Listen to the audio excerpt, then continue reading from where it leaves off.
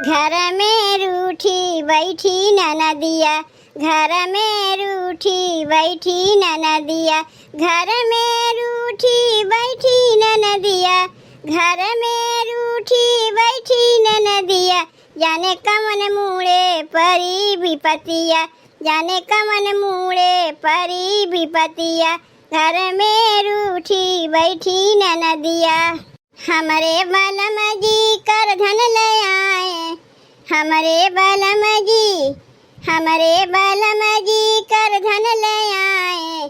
ननदी मांगे हो झूलनिया, ननदी मांगे हो झूलनिया।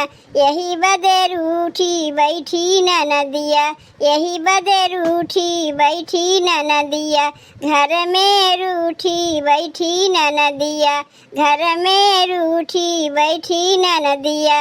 हमरे बलम जी टिकिया ले आए, हमरे बलम जी, हमरे बलम जी टिकिया ले आए। ननदी मांगे हो चौमिनिया, ननदी मांगे हो चौमिनिया।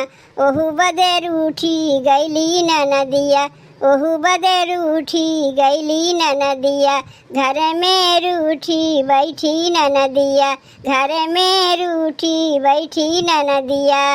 हमरे बलम जी हमें दिल्ली घुमावे, हमरे बलम जी, हमरे बलम जी हमें दिल्ली घुमावे। ननदी घूमे जाली सऊदिया, ननदी घूमे जाली सऊदिया। यही बदे रूठी बैठी ननदिया, यही बदे रूठी बैठी ननदिया, घर में रूठी बैठी ननदिया, घर में रूठी बैठी ननदिया।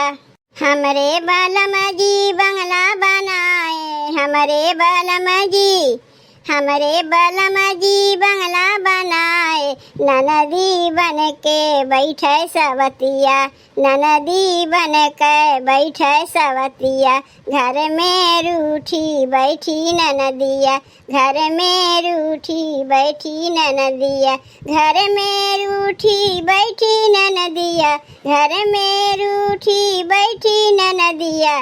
जाने कमन मूड़े परी विपतिया, जाने कमन मूड़े परी विपतिया, घर में रूठी बैठी ननदिया, घर में रूठी बैठी ननदिया।